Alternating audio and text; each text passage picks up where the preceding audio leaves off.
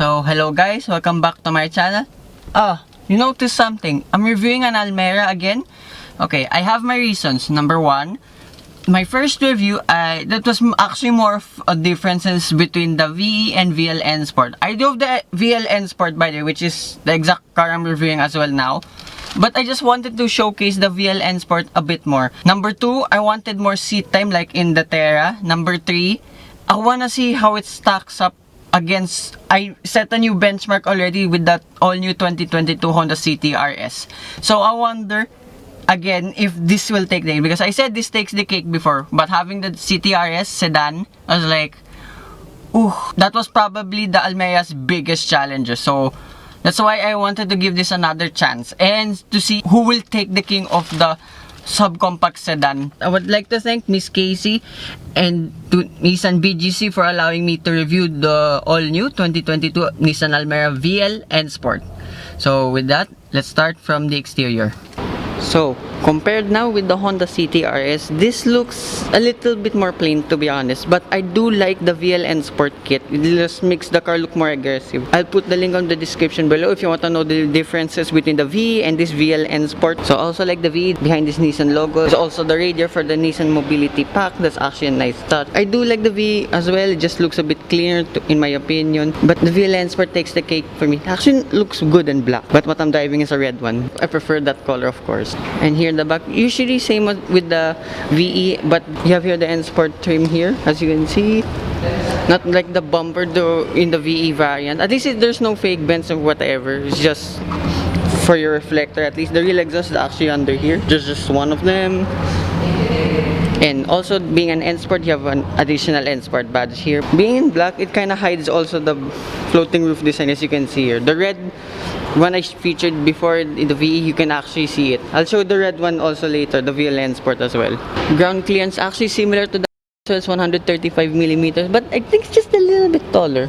I think, just like that much. Yeah, that's all I can say now with this VLN Sport. It just suits up the style a little bit more than the VE. Now we'll show you the interior. So this is the interior of the 2022 Nissan Almera VLN Sport. Yeah, materials, fit and finish, kind of similar with the VE variant that I showcased in Nissan show a few months ago. Okay, before I continue, I remembered I said this was soft touch in the VE, but it's actually still the same, it's plastic. But at least there's still the leather here with the white contrast stitching. Yeah, the materials here, it's your typical Japanese car. You have plastics here and there, but there's a soft patch here with white stitching again. And you have a carbon fiber trim here. At least there's a silver trim around the window switches, gives it a nice touch. And then you have a bottle holder and cubby space on either side of the door. And you have your speaker setup as well. And then here on the left side, you have your airplane style air conditioning vent. Despite being a top of the line model, you have a lot of blank buttons here. No idea what these are in other markets, I assume, but anyway, at least there's one functioning button here, which is for your auto start stop. I will try this later because I didn't test this properly by the Nissan shop because I only had it for a very short time. So now I'm gonna dive it a bit more. So let's try everything out and see how it compares with the Honda CT RS. And then you have your latches here for opening the hood and for your fuel filler cap. Steering wheel. Yes, again, despite being top of the line variant, there's blank buttons here on the right side. I remember in the VE, this was fully blank. Just correct myself on screen. And then on the left side of the steering wheel, you have buttons for your digital display there in the middle. And also, same throughout the Almera lineup. I'm not sure with the ELO. You have an analog speedometer there on the right side. And then a fully digital display here on the left side. I will also show this later on during the dive.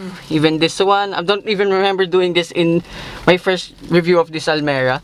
And then yeah, quality fit and finish is actually pretty decent for a subcompact sedan, so it's fine. And then yeah, infotainment system, I'll demo that later. As I said, below the infotainment system, you have physical buttons and knobs for your climate control, and there's a little display here in the middle. I'll show you that also later. And then below you have an aux cord, one USB port, a 12-volt socket, and a actually very deep cubby space. Alright, enough for a phone like mine. And then here around the gear lever, there's gloss black around it with the silver trim. It's kind of hard though, but it's fine. Your start stop engine button here, and then you have your shift lock here, I assume, because since this is a CVT. Yeah, plastic around here and there, it's fine. Then you have a space here. Not enough for a phone. No idea what you'll put there. Maybe just coins and money. And then you have your manual handbrake here. And then 2 cup holders. Also, what I like with this VLN Sport are these seats. Sorry, it's a bit noisy. But as you can see, look. Black with white contrast. So there's actually a nice two-tone look for this VLN Sport. And then glove box. This is actually massive. Nice. Also above here, I like this quality for the headliner. And then visor. You have a vanity mirror, but it's wrapped in plastic. It's a big visor, by the way. Doesn't extend, but it's alright. So without it, I'll show you the back.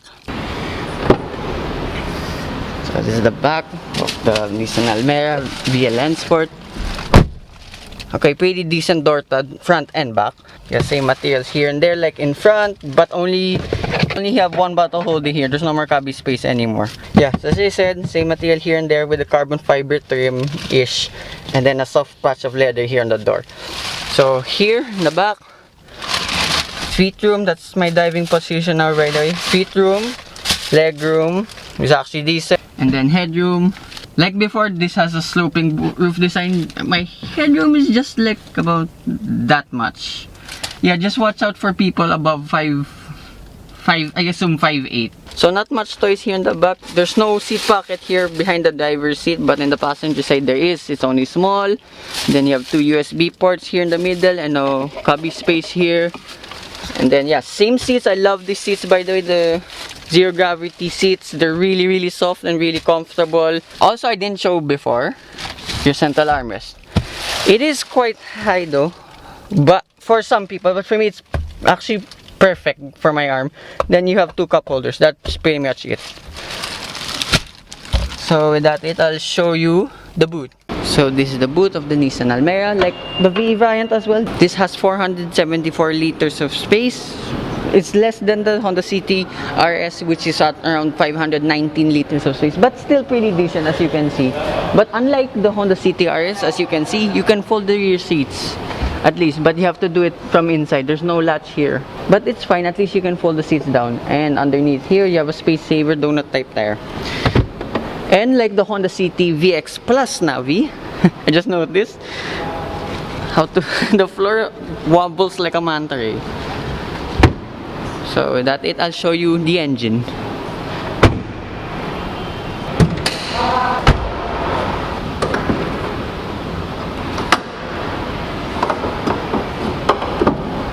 So this is the engine of the Nissan Almera VLN Sport, like the V variant, and actually all the variants of the Almera.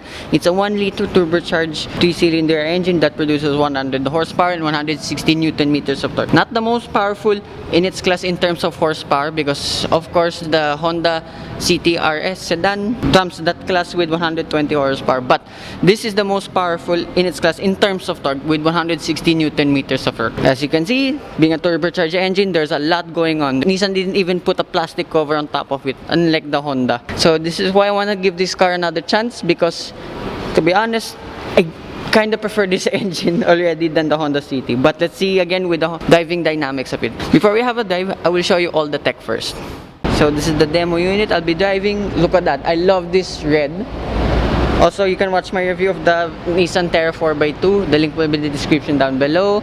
You see, more of the, kind of gives it a more of the floating roof design. I've never seen one in red for the VLN Sport. This actually looks really good. I mean, just look at that. As promised, I'll show you the tech first. Let's start her up. Wait, adjust my seat.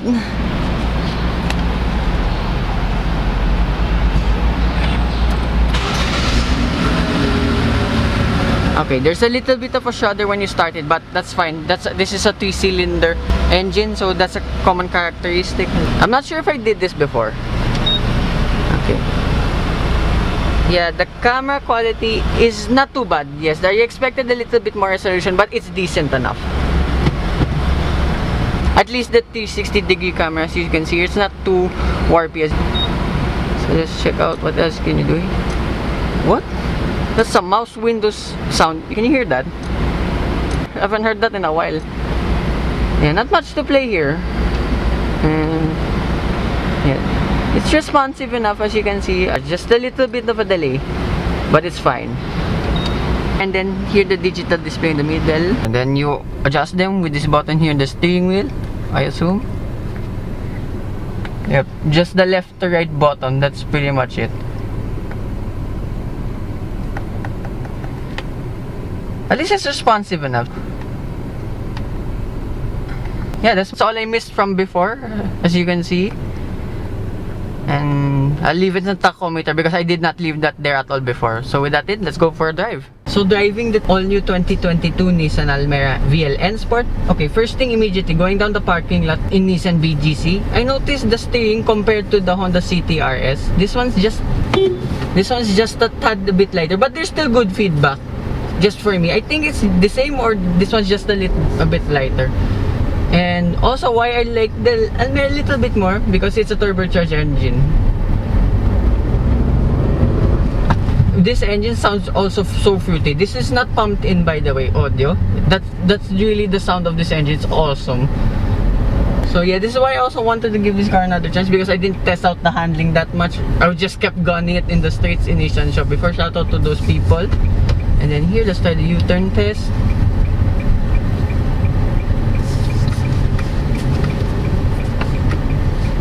Alright, easy peasy. Okay, I have not tried low mode with this. Okay. Yeah, it's a bit more responsive in the L mode, so kind of give it more sporty character. But in D mode, there's also, like before, nice simulations with the CVT. I don't know how many gears this has, because this has no manual mode, but kind of don't need it anyway, in my opinion. But although that's what I like with the Honda CT-RS, to be honest, because here's manual mode and you have paddle shifters. This one has none of them. But going over rough patches or like this, there's just little bit tire noise, since these are Bridgestone Ecopia Eco tires. But the tire noise is not too bad. The NVH also here is actually excellent. I mean, not the best in the world, but it's very decent enough for a subcompact sedan. Yeah, also why, number one reason I prefer this already than the Honda CT-RS.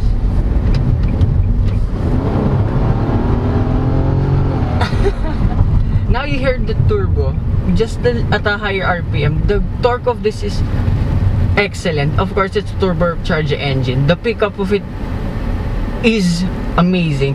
Yes, compared with the Honda CT-RS, at a standing start, this will eat the Honda CT for breakfast. But in the later on in the power band, since the Honda CT is a more powerful car, I think these are dead even with performance, these two cars. So I don't know what to choose yet, so just let me drive this a little bit more. Yeah, and also just going around here in the city at slow paces, around 40 to 50 kph. It's around 2000 rpm. It's quiet in here. I mean, not too dead quiet, but it's quiet enough. Yeah, in L mode, look. Yeah, the engine will scream a bit more, and it will not simulate, since, yes, being a low gear, but it picks up just a little bit better than in D mode. Not much of a throttle delay. It's just slightly noticeable, but you'll get used to it pretty quickly. Okay, the CVT, I think it's also as good as the Honda CT in my opinion. Yeah, despite having no manual mode, but the pickup of it is really good. And I'll give the fuel consumption later. That's actually one of the big reasons why I'm not considering a Honda CT-RS yet. But let's see how this compares with that car. And also the brakes of this, it's almost as good as the Honda CT as well, but this one just has a slightly higher bite, but there's still good feel with it. And going over humps and bumps, despite only being 135 millimeters of ground clearance, actually same with the CT, it goes over above here the notorious humps in BGC with the ease.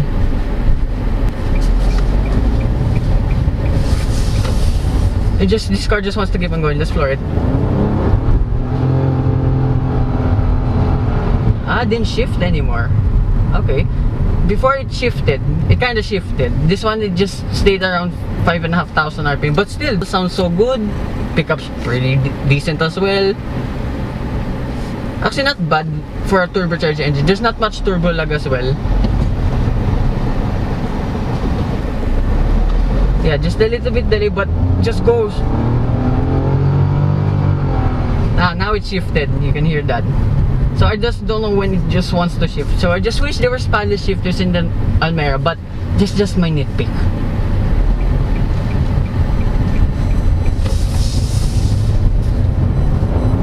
Also, just found it weird. The Almera does not have driving modes, but it's fine. You can just accelerate whenever you want instead of like choosing a driver for your steering wheel and the power thing.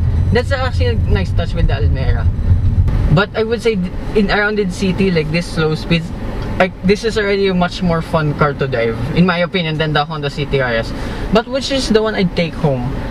That'd be a really difficult choice. This is already a part of the video. I'll say it's up to you, and then I'll give my winner of who I'll take home. Actually, I don't know, to be honest, with these two. They're really, really good cars. But if I were to take home an engine, this Almera will definitely win. And also, speaking of comparison, with my driving alone, this is actually quite a shocker. Before I give the fuel consumption, hold on, let me floor it.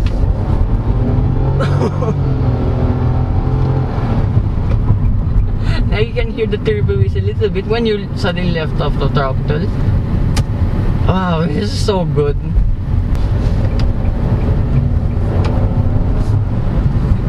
And this is quite the shocker. I know the Honda CT is fuel efficient. No, actually, both of these cars are really fuel efficient. So with my driving style, with the Honda CTRS, surprisingly, it was still 8.4 to 8.5 kilometers per liter. Same driving conditions as now, just a little bit of traffic, heavy-footed as usual, like all in my reviews. But this is the shocker. I didn't give a fuel consumption before when I drove this in Nissan show because I literally had one lap, so it wasn't fair. But now, driving it a lot more now, I've been averaging 11.9 kilometers per liter. So, with that fuel figure alone, I'm gonna take this home against the Honda CT. I love the Honda CTRS Sedan to my heart. That is a good car. If you wanna buy it over an Almera, please do. But for me, personally now, this one just takes the gate. Just the engine's more sportier, the handling is not far off, driving dynamics is also not far off. But this is why I take it over the Honda CTRS.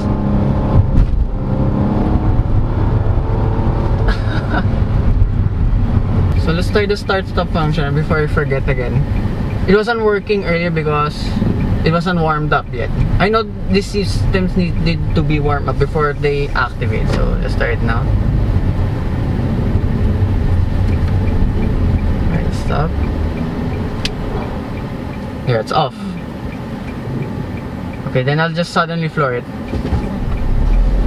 No, okay, it's not jerky. There's just delay, but it doesn't sound like it's trying to start up when it wants to move. Actually, that's not bad. Finally, almost got to drive it back to back with the Honda CTRs, but I really wish I can do a literal versus video between these two cars, but I'd still take this Almera home. It's this engine. It's just so good. I know the naturally aspirated Honda 1.5 liter engine it's a good unit, no doubt about it. But there's just something about the turbocharged engine that kind of gives it a more exciting drive. And also, the throttle delay, that's actually just to stop you from skidding, because I would have skidded this car a lot already. Yes, and this is why both cars are really good. They're so easy to drive in the city.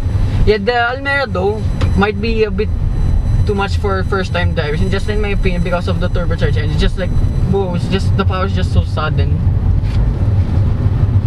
I really wish there was a manual Almera. I don't know how will that perform. If this CVT is good enough, just imagine the manual. And also, for the manual, that has around 5 to 10 Newton meters more torque. So that's probably more insane than the CVT variant. So, yep, I drove it a bit more now. We finally have a winner. I'm gonna take home this Nissan Almera VLN Sport against the Honda CTRS. But there's a new kid on the block. I think you know what it is already. So stay tuned for that review. Let's fly it one more time.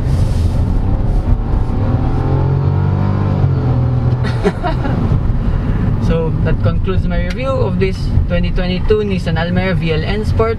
So I would like to thank Nissan BGC, Miss Casey, Miss Fleur. Their contact details will be in the description down below. So hope you guys like and subscribe, and I will see you with more future car reviews. Bye bye.